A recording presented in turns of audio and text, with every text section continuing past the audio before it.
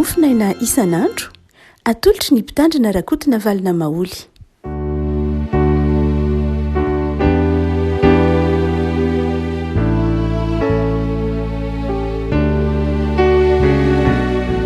Fanomerahantsika rehetra afaka malala tratra ity alarobia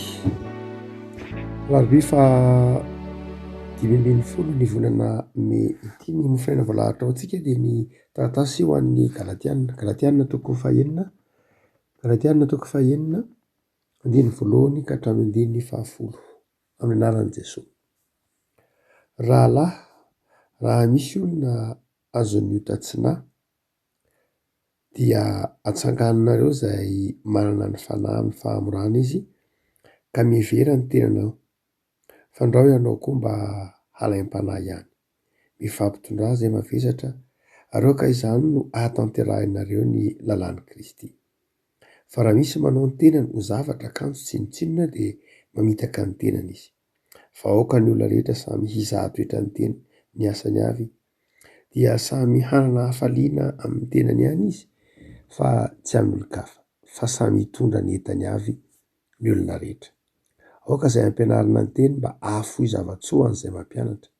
Fa aza mety fitahana nareo, Andriamanitra tsy azo vazivaziana fa izay afafin'ny olona no hojinjany. Fa izay mamafy ho an'ny nofony dia hijinja fahasimbana avy amin'ny nofo, ary izay mamafy ho an'ny fanahy dia hijinja fiainana mandrakizay avy amin'ny fanahy.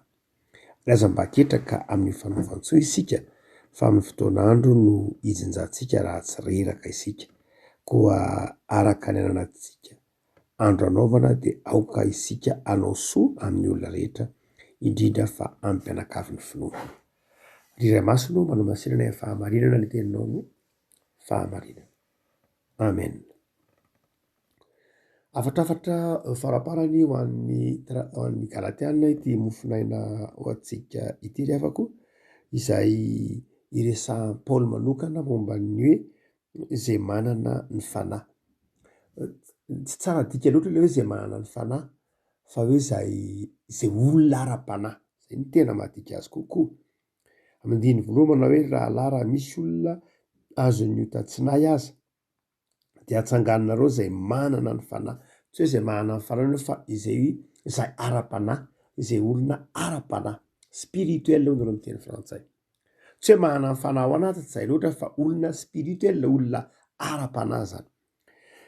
Dia inona no ambaran'ny Paoly amin'ity toko 9:1 ka hatramin'ny 10 ity amin'izany atao hoe olona ara-panahy zany. Inona zany hoe olona ara-panahy zany? Raha ohatra ka manaritsika dia ataontsika hoe mampitovy amin'ny vavahana kristianina amin'ny ataontsika hoe ny vavahana sonoana ny tahaka izany, na ohatra ataontsika hoe amin'ny confucianisme. Ny confucius ray maka dia ny teny manao hoe nanazava momba ny fitondran-tena. Satria resaka fitondran-tena moa zany fifandraisana amin'ny mpiarabelona, fifandraisana aman'olona, ny tena resahan'ny Paoly amin'ity galatiana toko 9 ity hoe ahoana ny fifandraisana aman'olona, ahoana ny fomba fiaina eo anivon'ny fiarahamonina, eo anivon'ny mpiarabelona, eo anivon'ny olona izay ray tampo aminao amin'ny ara-panahy amapy. Resaka etika zany izay resahan'ny Paoly amin'ity galatiana toko 9:1 ka hatramin'ny 10 ity. Dia resaka ny Confucius teo manao hoe ny etika amin'izao tontolo izao na ataovy hoe amin'izao tontolo izao zany izay matetika resahana moa Confucius rehefa resaka etika, tsy izy ihany fa maro. Dia matetika ny etika dia ataontsika hoe etika possible, zany hoe ny etika dia izay zavatra azonao atao, tsy mitaky zavatra tsy azo atao zany ny fitondran-tena. Ohatra hoe eo anivon'ny fiarahamonina dia matoa ny olona miteny manao hoe manajà olona, mandehana amin'ny fahamarinana dia zavatra possible, zavatra azo atao izay. Ary dia izay mahatonga ny Confucius ny teny manao hoe ny etika dia tokony ho zavatra azon'ny olona atao. Fa raha toa ka mijery anefitsika amin'ny tony soratry Paoly itony dia raha tena jerena dia ny etika an'i Jesosy dia etika impossible. Zany hoe tena etika sarotra tanterahana, tsy azo tanterahana mihitsy ary. Hitantsika nge ahoana moa ny tenin'i Jesosy raha mamaky ny Matteo toko 9 isika. Raha mamaky Matteo toko 9 isika dia hita hoe tena etika impossible. hoe raha misy mamelaka takolaka ao akavy omeo azy koa ny akavanana.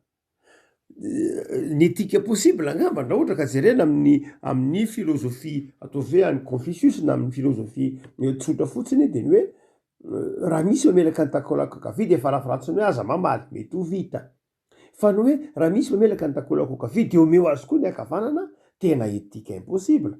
Sarotra ny eritreretana an'izany amina fiainana kristianina, amina fiainan'olombelona tsotra fotsiny zao. Raha misy maka ny lampanao de omeo azy koa manaraka. Ahoana moa no aneken'ny fiarahamonina zany? Zany de etika impossible. Zany hoe etika sarotra tsy azo tanterahana. Ary dia izay raha ohatra ka jerena tokoa, raha jerena amin'ny solomasony zao tontolo zao de ny hoe ny etika ny Kristy de etika impossible. Nefa rehefa malala zay mahatonga amin'ny Paoly nanome fanalahidy manao hoe fantatry Paoly tsara fa ny etika kristianina de etika impossible am'izao tontolo zao.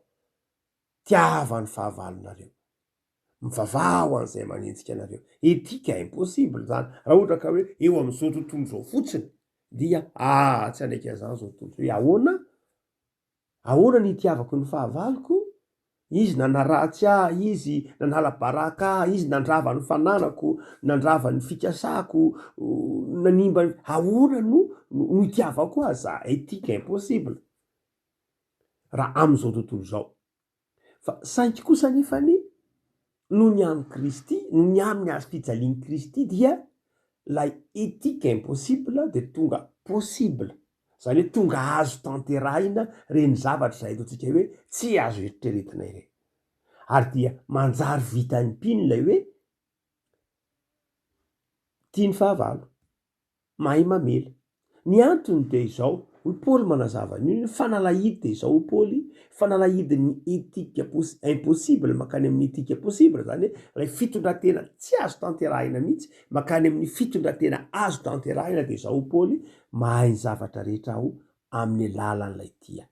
Zany hoe rehefa ao am' Jesosy tsika de vitatsika ny miaina n'lay etika ambaran'i Jesosy Mateo 9 sy ambaran'ny Zoatra Masin'ny Testamenta Vaovao Manontolo mihitsy azy.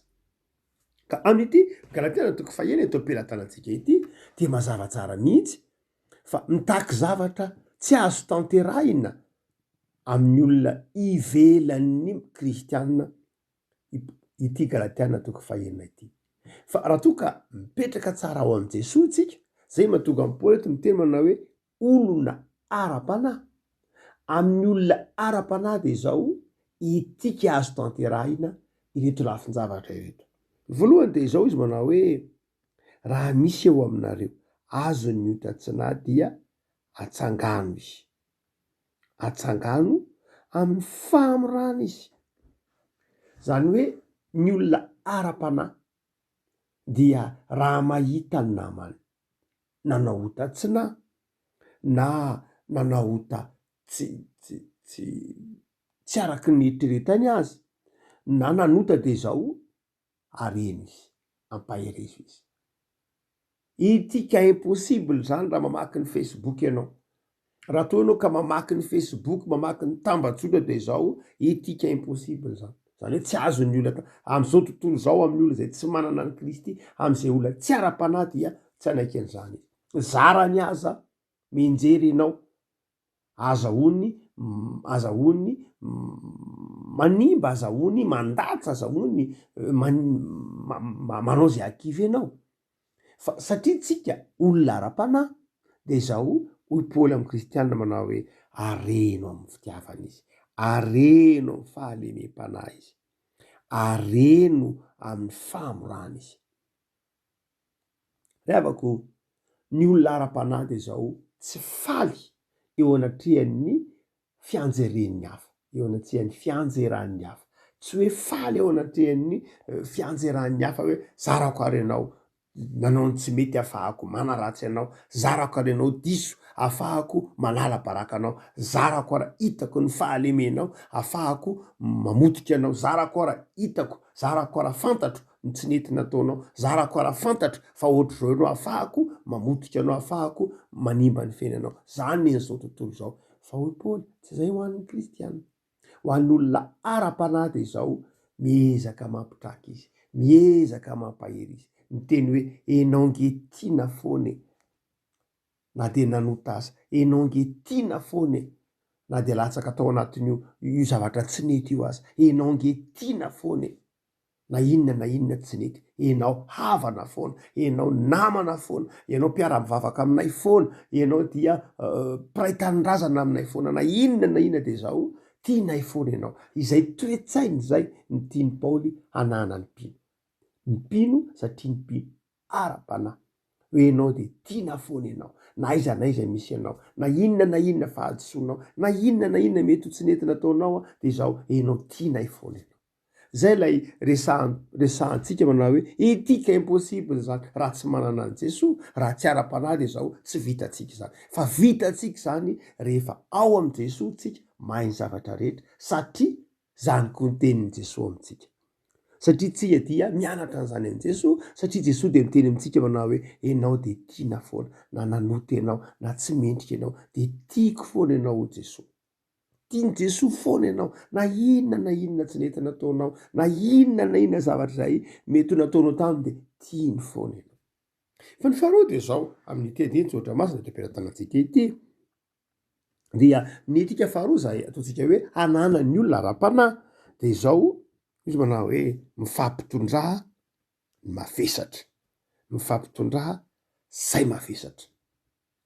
Ohatsika manao hoe raha ara-panahy sika de zao zay zavatra mampavesatra ny namanao, ohatra hoe ino zany ny famatotra am'ilay hoe fahalemena teo, hoe fantatrao zany ny fahalemen'ny namanao, olona mora tezitra izy, olona mora tohana izy, olona mety ho mora lavo anatin'ny ataontsika hoe fisotroana izy, olona mety ho tsy fantatro zay mety ho fahalemen'ny namanao de zao miara-mitondra ny mavesatra aminy ianao, miara-mitondra ny mavesatra aminy zany hoe aza tsaraina izy,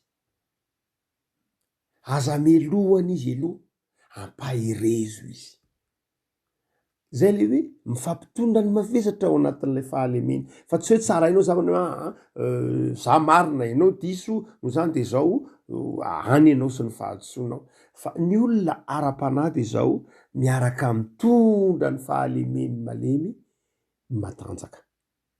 Zava-dehibe zany le avako malala ny hoe ekenao aloha le fahalemen'le namanao mba hahatonga azy hitraka, mba hahatonga azy hiarina.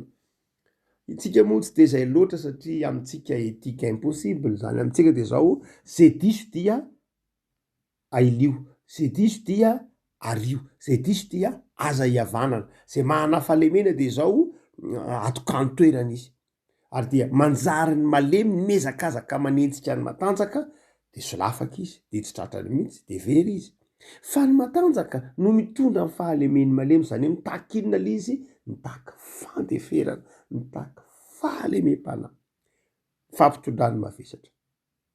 Tsy amy lafiny ny ataontsika hoe fitondran-tena fahalemena ihany hoe fahalemena amy lafiny hoe za kely finoana ohatra kelikely finoana tsy takanao de zao tsy mitsaranao satria za tsy hoe kely finoana dia avelanao any, tsy tsarainao any kely finoana aza, fa ampianao mba hitombo, ampianao mba hitraka, tsy amy lafiny ara-panahy ihany fa amy lafiny materielina koa azy io. Ny olona ara-panahy de zao dia mahay mifampitondra ny mavesatra, mahay mifanampy amy mpiarabelona aminy, aza atao hoe ara-panahy ianao raha ohatra ka mieritreritra manao hoe de ity arery, ity tsy zaraiko, any ianao sy ny fahantrahanao, any ianao sy ny fahalemenao, any ianao sy ny toetra ratsinao, de zao ny olona ara-panahy tsy zany, fa ny olona ara-panahy dia miezaka miara-mitondra ny mavesatra amy mpiarabelona aminy, amy mpianakavy ny finoana tahaka azy. Fa ny fahatelo de zao, inona koa no lafin-javatra hitantsika hoe am'izany olona ara-panahy zany, tsy hoe olona mampahery ihany izy, olona mampitraka ihany izy, olona mitondra ny mavesatra ihany izy, olona manaiky koa aza hiaraka hitantana ny malemy mba hatanjaka. Fa ny fahatelo lehibe de zao koa nefany, olona izay mahay mamaly soa, olona mahay mamaly soa, andininy fahaenina, aoka izay ampianarina ny teny mba hay zava-tsoa an'izay mampianatra azy. Miavako raha mieritreritra isika atao venao zany zao izasasa ianao mieritreritra nireny mpampianatra ambany taizantsika reny tany amin'ny EPP, tany amin'ny primaire, tany amin'ny secondaire, misy mpampianatra zay nitsara ny kopinao ny aritory tsy fantatra ho akory aza na hatafitanao mety nampianatra anao ny table 5 ny table 10 ny table 8 sy ny tahaka zany dia manahoana reny olona reny manahoana mba ianao ve mba olona mahay mamaly soa mba olona mahay manao valim-bapena raha manao valim-bapena anao dia zao tokony mahatsiaro anao manao hoe andeha mba any ananonaniko zao dia zao misy sekoly zay nitaizanao dia mety le olona nanao soa anao nge tsy hitanao tsony fa de manaova soa amin'ny olona zay hitanao eo ny olona revako malala dia zao aoka zay ampianarina ny teny mba anome zavatsoa fozavatsoa zay mampianatra azy ho an'izay hitanao moa zany dia valisoa izy mazava ho azy fa ho an'izay tsy hitanao dia zao amin'ny hafa ndray mamaly soa ny olona ara-panahy revako malala dia olona izay mahay mamaly soa mahay mamaly ny soa nataon'ny olona mahay mamaly ny soa nataon'ny olona fa itsika moa amin'izao fiarahamonina antsika izao dia zao mandrakariva ny olona manao soa valiana ratsy ny olona manao soa valintsika ratsy asitsika ratsy fa ny olona ara-panahy dia zao mba mahay mamaly ny fidianana raha ny fiainana fidianana hoe za dia mba handeha ara-panahy ka dia zao zay olona mba nanao soa ana za dia mamaly soa na ny ratsy ara moa valiana soa Paoly amin'ny Romanina ka maika fa ny soa nataon'ny olona koa fa tsy tokony ho valiana ho soa zay ny fahatelo zavako malala amin'ny toetra kristiana fa ny fahaefatra dia zao koa olona izay tsy mba ketraka amin'ny fanaovan-tsoa ny hafa tsy hoe zay olona nanao soa anao eo zany no valianao andininy fahenina fa any amin'ny andininy fasivy dia manao koa hoe manao hoe manaova mihitsy ianareo soa ny olona rehetra amin'ny andininy fasivy sy ny fahafolo ny olona ara-panahy dia zao olona miezaka manao soa ny olona rehetra tsy zay nanao soa tamin'ny ihany ny valiany soa fa ny olona rehetra mihitsy dia manjary olona manao anaovany asa soa avokoa rehavako efa nisahana taminareo ndray maka ny hoe fony namono ny kristianina teto Madagasikara navalina reny dia nanatona ny teny nanatona Andranavalona nanatona mpanjaka zany ny missionnaire sy ny consul britannika teto Madagasikara dia niteny tamin-Dranavalona manao hoe orim-panjaka vavy eo diso angenao diso ianao satria ilay britanika mbola tsy consul misy tamin'izany fa mbola missionnaire mivezivezy teto diso angenao fa ny olona tsara fanahy indrindra ao amin'ny fanjakanao ny olona mpanao soa ao amin'ny fanjakanao no aripakao sy vononao dia avako ny kristianina nge fanahy sy ny tany fanahy sy ny tany tsika rehefa ara-panahy fanahy sy ny tany tsika rehefa miaina amin'izany toetra izay tsy ananana zao tontolo zao zany fa mahatonga antsika fanahy sy ny tany sy fahazavana zao tontolo zao dia isika manana ny toetra tsy ananana zao tontolo zao tsy mety ho fahazavantsika raha ohatra ka mitovy loko amin'izao tontolo zao fa isika mifanasina sy fahazavana satria isika tsy zanaka zao tontolo zao ary tsy mitovy amin'izao tontolo zao manjary mitondra soa ho an'ny mpiarabelona mitondra fitahiana ho an'ny mpiarabelona ary zay nge nitsodrahan'ny teny Andriamanitra tamin'ny Abrahama hoe ho fitahiana ho an'ny firenena rehetra ny ianao rehavako lay Jesosy Kristy izay tiantsika ampitarin-dalana antsika ny ampaherenao ny landava ahatonga anao olona ara-panahy ary olona izay hianteran'ny fiarahamonina olona izay hianteran'i Jesoa olona izay fanasina sy fahazavana amin'izay rehetra andehanana hivavaka tsika rehavako tompo misaotranao zahay noho ny amin'ny teninao noho ny amin'ny soatra masina izay hanazavanao aminay fa ny mpino dia olona ara-panahy ka manjary fanasina sy fahazavana ary olona zay miara-mitondra ny mavesatra, olona mampitraka ny malemy, olona miara-mitondra ny mafy amin'ny mpiara-belona, olona manao asa soa. Mpino mizara ny soa ho an'izay nanao soa azy, mpino mizara ny soa ho an'ny fiarahamonina misy azy. Tompo dia misaotra anao zay no ny amin'ny famindramponao mahagaga zay hiainana isan'andro. Ary dia ampahireo zay Tompo amin'izay rehetra hitondranao anay atsiary fa ianao efa nanisy soa anay, dia ataovy mahay manisy soa ny namanay koa zahay. Esola ty anatinay ny hamafisam-po, ny toe-tsaina malaky mitsara, ny toe-tsaina malaky manilika, ny toe-tsaina manamary-tena, ny toe-tsaina mihevitra ny tena ho tsara noho ny hafa.